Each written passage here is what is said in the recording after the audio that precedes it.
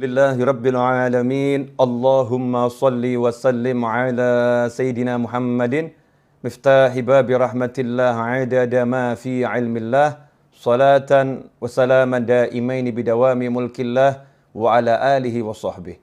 Assalamualaikum warahmatullahi wabarakatuh.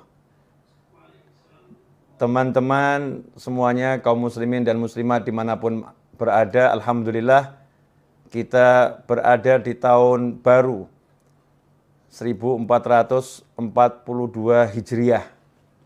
Di hari pertama bulan Muharram, mudah-mudahan kita semua bisa menjadi seperti bayi yang baru lahir.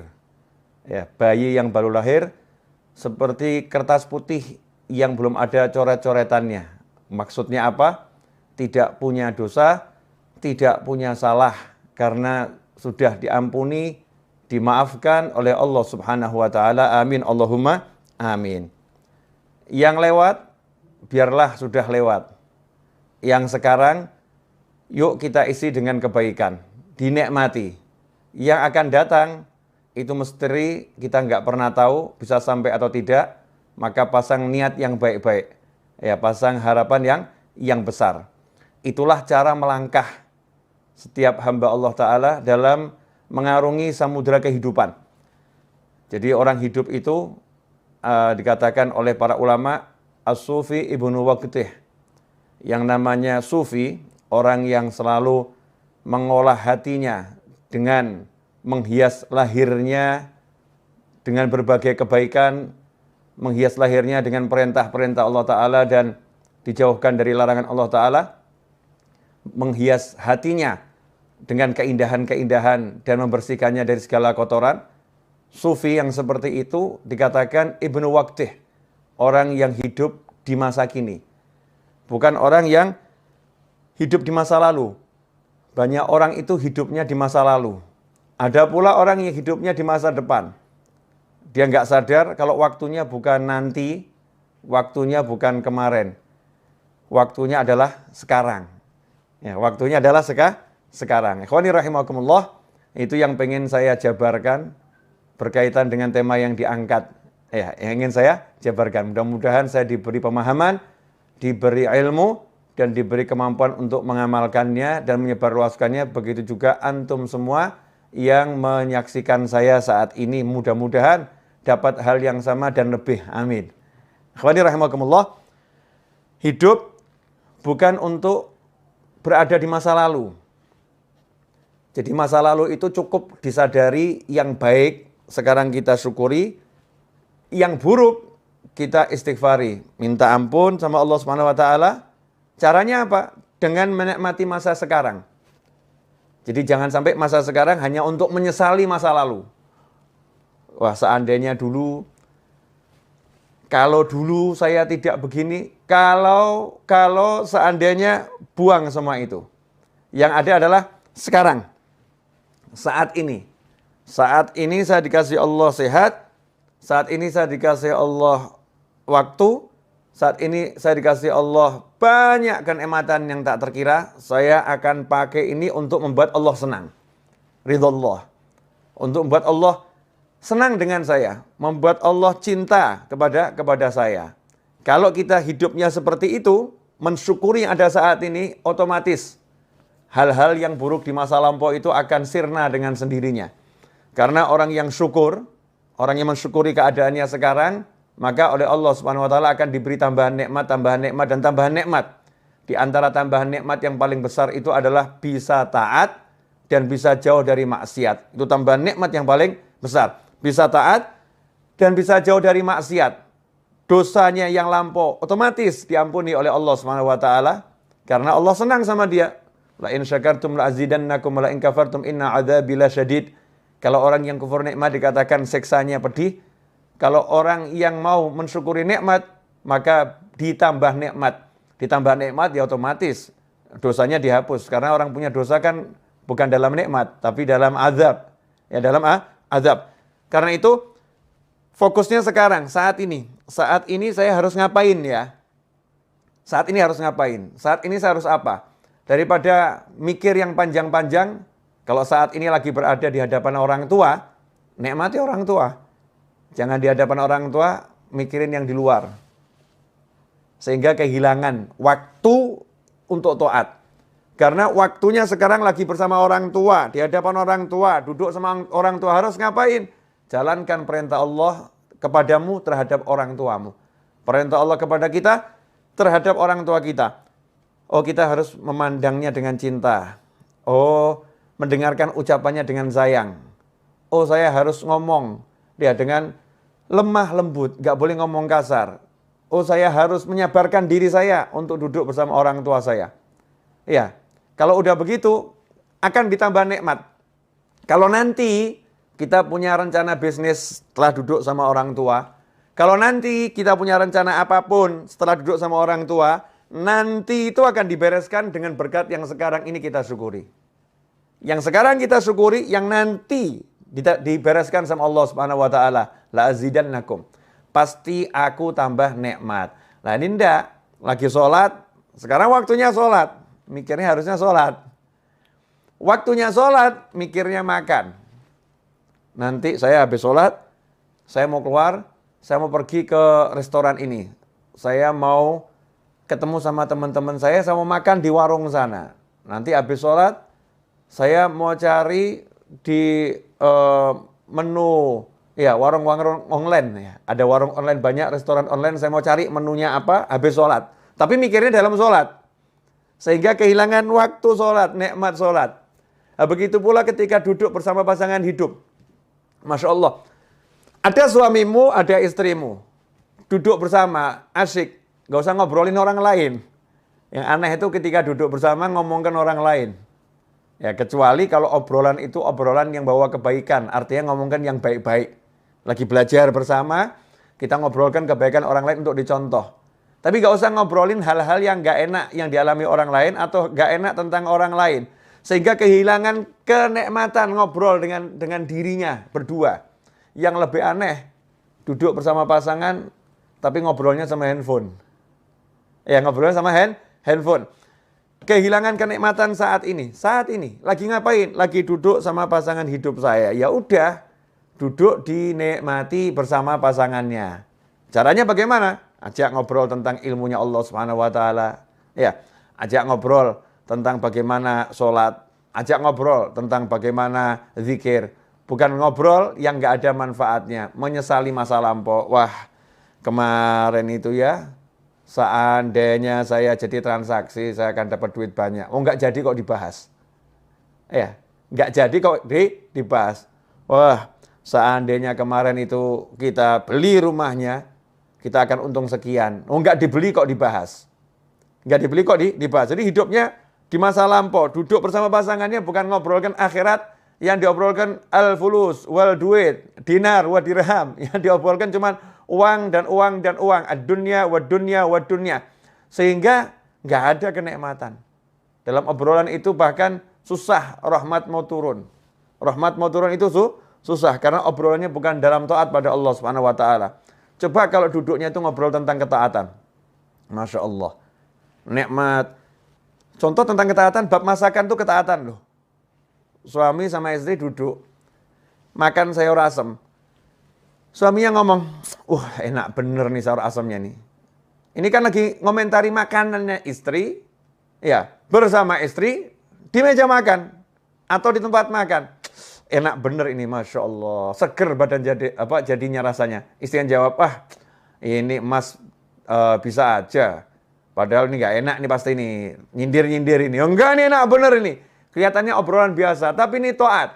Sebagaimana disebutkan dalam sebuah riwayat, dudukmu bersama pasangan hidupmu untuk menyenangkan hatinya di jalan Allah Ta'ala lebih utama daripada iktikaf di masjidku ini 1 tahun. Kama qala SAW. Di riwayat seperti itu. Itu nikmat. Kemudian yang lebih menyedihkan lagi, waktunya sekarang untuk melamunkan masa depan. Melamunkan. Nanti kalau rumah itu laku, saya mau beli mobil. Nanti kalau tanah yang di sana laku, saya mau beli rumah. Nanti. Sementara dia sekarang nggak mau kerja. Jadi sekarang ini hidupnya cuman nganggur, nggak mau bergerak. Nah ini kasihan nih. Ini namanya bukan punya cita-cita. Itu namanya melamun dalam syariat. Jadi cita-cita sama melamun itu beda. Ya, dikatakan kalau yang cita-cita itu bagus, tapi kalau melamun itu dari syaitan. Kalau melamun itu dari setan. Apa bedanya orang melamun sama cita-cita? Kalau orang punya cita-cita, nanti kalau rumah itu laku, saya mau beli mobil. Ya. Kalau sekedar begitu namanya ngelamun. Kalau cita-cita dia tidak pakai ngomong kalau nanti rumah itu laku. Waktunya sekarang langsung dipakai untuk jual rumah. Iklan sana, iklan sini, telepon sana, telepon sini. Ini rumah saya jual, banting harga, diskon 200%. Masya Allah. Ya, apanya yang 200% kan belum dijelaskan, kasih bintang kecil satu. Ini biasanya teknik iklan nih. Bintang kecil. Pak, ini maksudnya diskon 200% apa nih? Ya, 200% itu maksudnya begini, biaya ini saya hapuskan semua. Hilang biayanya itu. Nih, buat orang mau telepon, teknik periklanan dipelajari. Kemudian dia mulai ambil tasbihnya. Dia baca sholawat sebanyak mungkin, tawassul dengan sholawatnya. Mudah-mudahan ada pembeli yang datang. Nah, ini namanya kalau rumah itu nanti laku, saya mau beli mobil. Misal begitu. Kalau tanah yang di sana laku, saya akan hajikan Bapak. Masya Allah. Itu bagus, tapi ngelamun. Ya, melamun jelek. Cita-cita bagaimana? Kalau rumah itu laku, tanah yang di sana laku, saya akan hajikan Bapak. Langsung, mana KTP-nya? Nah, daftar tidak butuh biaya kok. Mana KTP-nya? Diurus semuanya, udah bergerak nih ngurus. Kemudian mulai proses menjual di sana. Itu namanya bukan duduk melamun. Tapi orang punya cita-cita. Itulah niat. Ya, makanya setelah hijrah, setelah Fathul Makkah, la hijrata ba'dal fathi. Setelah Fathul Makkah tidak ada lagi yang namanya hijrah. Dalam arti pindahnya dari Makkah ke Madinah. Walakin jihadun wa niyah. Yang ada adalah kesungguhan dalam berjuang dan niat yang baik. Nah, niat itu apa? Qasdu syai' muqtarinun bi fi'lih. Niat itu punya satu cita-cita yang segera diiringi perbuatan. Qasdu syai' muqtarinun bi fi'lih. Punya cita-cita, punya harapan, langsung ada aksi. Itu namanya niat. Kalau nggak ada aksi namanya malah melamun. Nah, di tahun yang baru ini, jangan kita jadi orang yang sibuk melamun. Tapi jadilah orang yang sibuk beraksi. Jadilah orang yang sibuk mewujudkan cita-cita. Ya, cita-citanya mulai diwujudkan dengan apapun yang bisa, sebisanya. Karena itu tadi dalam profile picture saya dikatakan hidup bukan untuk dipikiri. Ya. Bukan cuma mikiri hidup kok seperti ini ya, punya suami kok kayak gitu ya, punya istri kok seperti itu ya. Nggak nyelesain masalah. Ngomongkan yang nggak enak, itu membuat semakin tidak enak. Memperbincangkan yang jelek, membuat semakin jelek. Ya, memperbincangkan yang negatif, menjadi energi yang negatif. Ngomong yang baik-baik, maka menjadi yang baik. Ini yang ngomong bukan saya, yang ngomong Nabi Muhammad SAW. Man kana yu'minu billahi wal yawmil akhir, fal yaqul khairan au liyasmut. Barang siapa iman, percaya. Man kana yu'minu billahi wal yawmil akhir. Kepada Allah dan hari akhir, fal yaqul khairan. Hendaknya dia ngomong yang baik. Ngomong yang baik. Kalau tidak bisa, diam saja. Bahkan sampai komentari makanan yang nggak enak itu nggak boleh. Kalau suka, makan. Ya. Kalau suka makan, kalau enak itu dikomentari yang positif. Kalau nggak enak, diam, nggak usah dimakan. Dan diam jangan dikomentari. Karena mengomentari makanan yang nggak enak itu nggak boleh. Yang mencela makanan itu nggak boleh. Tapi Habib, saya pengen ini masakannya jadi enak. Ini makanannya nggak enak. Gimana cara komentarinya? Ya, komentari yang cerdas, yang sesuai syariat. Caranya gimana? Makanan ini enaknya luar biasa. Kalau garamnya dinaikkan sedikit. Ya. Garamnya tambah sedikit, enaknya luar biasa. Positif, bukan hal yang negatif. Itu yang diajarkan Nabi Muhammad SAW. Rasul nggak suka kita ngomong yang negatif, ngomong yang jelek-jelek, ngomong yang buruk-buruk. Ngomong yang buruk mendatangkan keburukan. Ngomong yang jelek mendatangkan kejelekan. Suasananya nggak enak, ruhaniyahnya nggak enak. Karena itu ikhwani rahimakumullah, hidup bukan untuk dipikiri. Mikirin yang kemarin-kemarin apalagi, Masya Allah. Kemarin saya kok sholat subuhnya terlambat ya. Dulu ya sholat subuhnya terlambat. Mikirin doang. Mikirin tok. Ya, nggak ada manfaatnya. Bukan begitu caranya. Caranya apa? Cukup dengan satu kalimat dalam hati, kemarin saya banyak dosa, sekarang saya mau banyak taat. Selesai. Jadi bukan waktunya habis untuk mikir, kemarin kok sholat subuh begini ya, kemarin ya sholat zuhurnya begini ya, kemarin mikir aja. Waktunya mikir yang tadi itu, kalau udah untuk aksi, Masya Allah. Langsung dia banyak sholat sunnahnya. Ditanya sama orang, kenapa kamu banyak sholat sunnah? Wah, sholat saya yang dulu-dulu tidak beres nih. Ini sunnahnya buat nambah ini. Kemudian dia qadha sholatnya. Qadha. Kenapa kamu qadha sholatmu? Wah, dulu saya sering subuh nggak sholat ini. Sekarang saya mau qadha sekarang ini. Saya mau qadha sekarang. Jadi bukan hidup dalam lamunan, tapi hidup dalam aksi. Kalau udah hidup kita dalam aksi ketaatan, maka hidup itu akan penuh dengan kenikmatan. Kalau hidup dalam aksi ketaatan, maka hidupnya akan penuh dalam kenikmatan.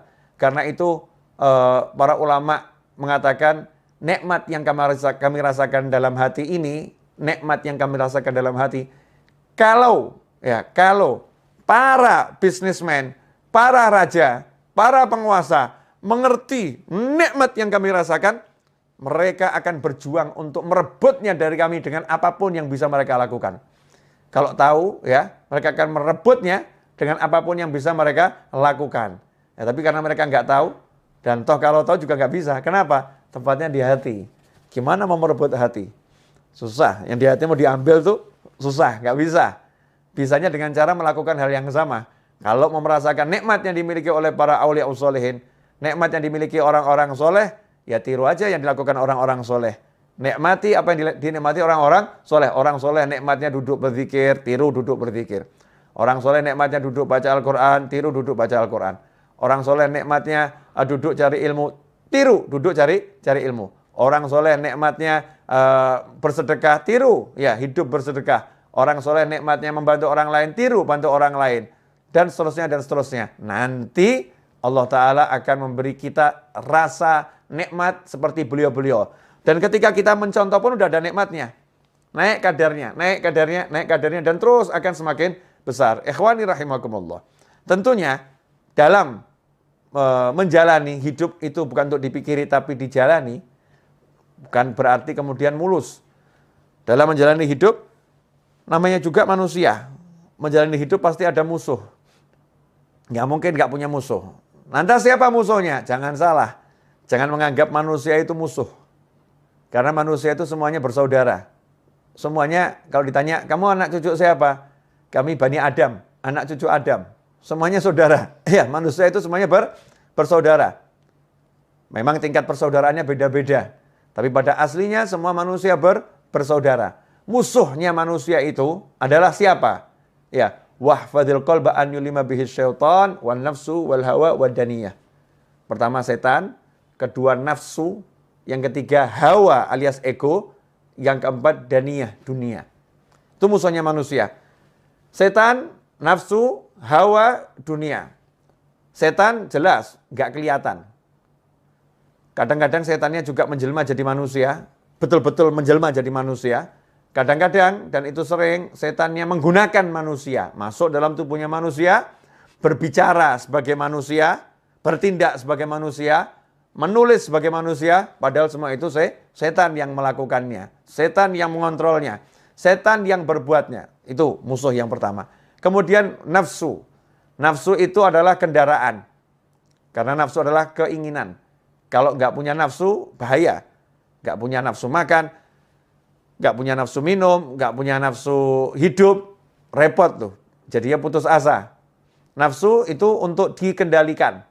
Dia kendaraan, dikendalikan. Kalau nafsu dituruti, jadi musuh. Makan, pengen makan. Makan terus, jadi musuh, jadi penyakit. Ya. Kemudian nafsu-nafsu yang lain. Kalau diturutin, jadi maksiat. Na'udzubillah min dzalik. Makanya dikendalikan. Hawa. Wah, ini hawa ini kendaraan iblis terbesar.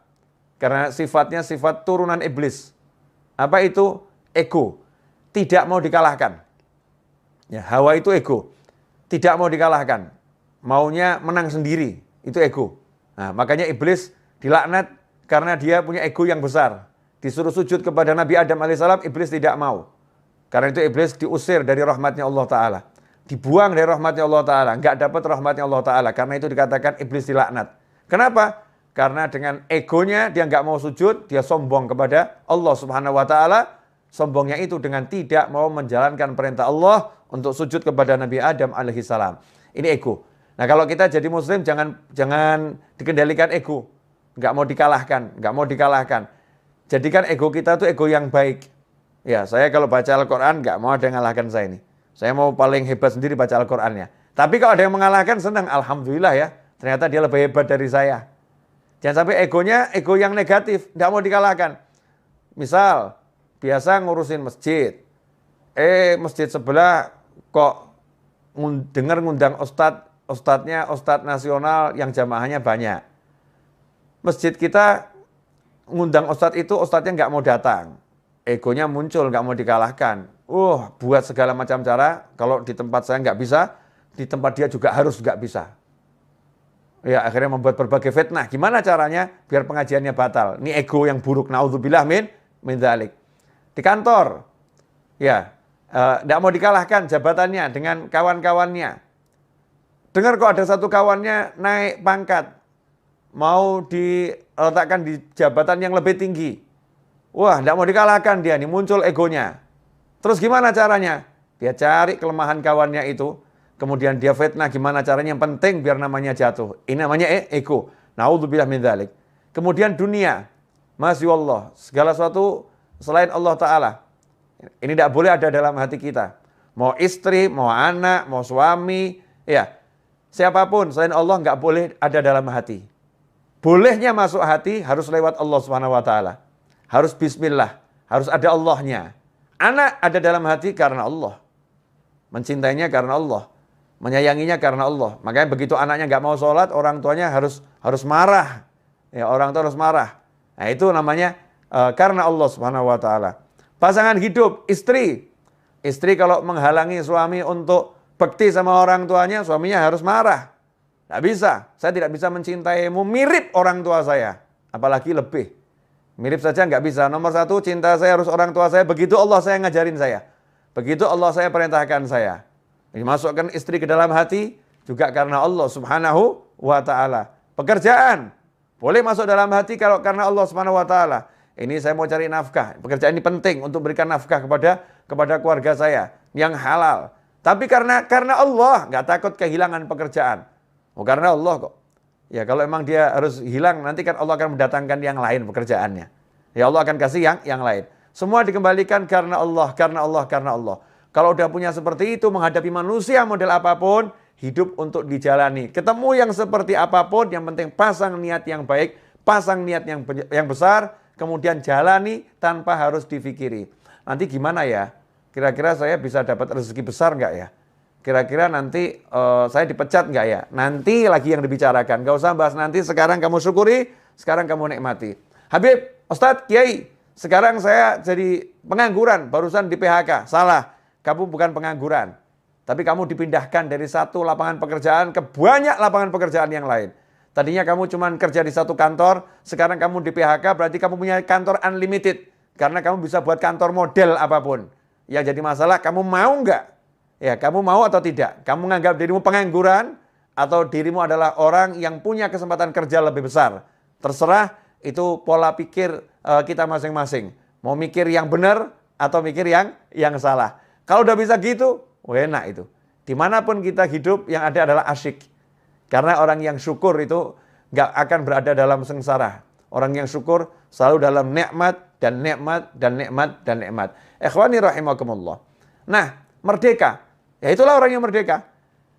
Orang yang merdeka itu seperti ketika Pak Karno dan Bung Hatta serta tokoh-tokoh nasional, para ulama memproklamirkan kemerdekaan. Maaf, belum ada negara yang mengakui secara tertulis Indonesia sebagai negara. Belum ada. Kalau mikir gitu, kapan merdekanya? Ini kita belum kontak negara-negara lain loh. Ada yang dukung enggak ya? Nanti kira-kira gimana ini kalau setelah kita proklamirkan seperti apa ya? Kalau mikir begitu nggak pernah merdeka Indonesia. Tapi langsung pekik merdeka diteriakkan, 17 Agustus 45 diproklamirkan, ya merdekalah kita. Setelah itu baru kita urus. Bergerak. Menjalani kehidupan kemerdekaan. Pasang niat yang besar menjadi bangsa yang merdeka. Hasilnya apa? merdeka. Ada kurang lebih 10 negara memberikan dukungan atas kemerdekaan Indonesia. Diawali Palestina, Mesir, Yaman, Saudi Arabia, dan seterusnya.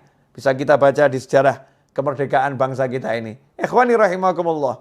Ya, itulah cara berpikir orang yang sudah mengerti. Ya, sudah mengerti bahwasanya hidup itu untuk dijalani bukan dipikiri, tentu dengan niat-niat yang baik.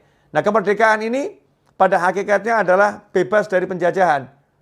Sementara saat ini kita sebagai pribadi manusia, kita sendiri nggak bebas dari penjajahan nafsu. Masya Allah. Penjajahan nafsu, misal nafsu merokok. Nafsu merokok. Dikasih tahu sama dokter, Bapak ini sakit paru-paru, agak berat Pak, harus berhenti merokok. Kalau Bapak lanjutkan, nyawa Bapak bisa melayang. Ini karena nafsu merokoknya kuat, nyawa itu melayang nggak dipikirkan, udah mati urusannya Allah. Nanti kalau udah takdirnya mati ya mati, kalau belum waktunya ya nggak akan mati. Pakai dalil takdir pula ini. Untuk menuruti hawa nafsu pakai dalil takdir. Dia nggak bisa mengendalikan nafsunya ini. Rokok berhenti dulu ya, saya lagi sakit nih, berhenti kamu. Nggak bisa. Nggak bisa ngomong gitu sama rokok, nggak bisa. Baru sama rokok saja udah dijajah. Masya Allah, itu yang bab rokok. Ada lagi yang bab lain. Ya, kebiasaan yang negatif. Ya, kebiasaan yang negatif. Masing-masing kita ini punya sesuatu yang mungkin menuruti nafsu. Makan, Masya Allah. Dokter melarang, ya, berdasarkan ilmunya. Bapak tidak boleh makan ini, mengandung kolesterol, ini membahayakan jantung Bapak. Tapi nafsunya suka ini, makannya enak semua ini. Ini kalau nggak makan begini rasanya nggak hidup, Masya Allah. Nggak makan begini rasanya nggak hidup, nafsunya itu. Ini kalau diturutin, nggak berhenti dari makanan macam-macam tadi, maka akan jadi sakit yang semakin parah dan akan menghilangkan nyawa. Na'udzubillah min dzalik. Muslim yang merdeka, dia bisa katakan sama nafsunya, stop dulu ya, sampai kondisi saya itu sudah betul-betul baik. Nanti kalau udah baik, kita akan dialog lagi. Enaknya kamu saya makan 1 bulan berapa kali? Ya, dalam seminggu berapa banyak saya makan kamu nih. Dialog sama nafsunya nih. Nafsunya dikendalikan, itu baru muslim namanya. Itu namanya orang yang merdeka. Ya, orang yang merdeka. Kalau belum begitu, masih dijajah oleh setan, nafsu, hawa, dan dunia. Yang paling kesian yang dijajah sama dunia, Masya Allah. Takut kehilangan duit. Takut kehilangan pekerjaan. Gara-gara takut kehilangan pekerjaan, disuruh melakukan yang haram apapun dijalani. Daripada saya kehilangan pekerjaan, nyerempet haram dikit gak jadi masalah. Masya Allah. Nyerempet yang haram dibilang gak jadi masalah. Na'udzubillah min dzalik. Gara-gara takut kehilangan pekerjaan, jelas-jelas ibunya di desa memanggil, nak pulang, temanin ibu. Ibu sudah tua, ibu gak mau meninggal sendirian. Pulang kamu nak, temanin ibu. Dia katakan, maaf bu, saya gak bisa pulang. Kalau saya pulang saya dipecat dari kantor. Takut kehilangan kantor. Gak takut kehilangan ibu dan ridho Allah subhanahu wa ta'ala. Masya Allah. Ini dijajah yang luar biasa oleh yang namanya dunia. Ikhwani rahimakumullah. Dunia ini bisa menjelma menjadi macam-macam bentuk. Ya, macam-macam bentuk. Segala sesuatu selain Allah yang ada dalam hati, mengalahkan Allah, mengalahkan aturannya Allah, itulah dunia. Ya, itulah dunia. Sekarang pilihan ada di tangan kita. Kita mau jadi manusia yang merdeka atau manusia yang terjajah? Kalau mau jadi manusia merdeka dan setiap muslim harus jadi orang yang merdeka, maka kita harus berjuang. Ya, jihadun wa niyah. Berjuang melawan nafsu. Berjuang melawan ego. Berjuang melawan syaitan. Berjuang melawan dunia. Caranya, ya dengan melaksanakan perintah Allah. Belajar setiap hari. Cari ilmu terus tanpa henti. Nabi Musa pun gak pernah berhenti cari ilmu. Walaupun udah menjadi Rasul, kalimullah, yang diajak bicara langsung oleh Allah Subhanahu wa ta'ala. Nabi Muhammad SAW tidak pernah berhenti minta tambahan ilmu. Walaupun ilmu beliau adalah ilmu langsung dari Allah Subhanahu wa ta'ala. Ya, yang Allah katakan diwahyukan. Kalau bicara Rasulullah semuanya itu wahyu ada dalam hati Nabi Muhammad SAW. Rasul masih suruh minta terus sama Allah. Wa qur rabbi zidni ilma. Ya Allah, berilah aku tambahan ilmu. Ikhwani rahimakumullah, Karena itu, dalam mengisi kemerdekaan dan mengisi sisa-sisa waktu yang kita miliki dalam perjalanan hidup sampai nanti akhir usia, maka tidak ada yang lebih baik daripada mengisinya dengan ilmu dan amal soleh. Ilmu dan amal soleh. Insya Allah kalau begitu, hidup kita akan penuh dengan ketenangan, kenyamanan, dan kebahagiaan.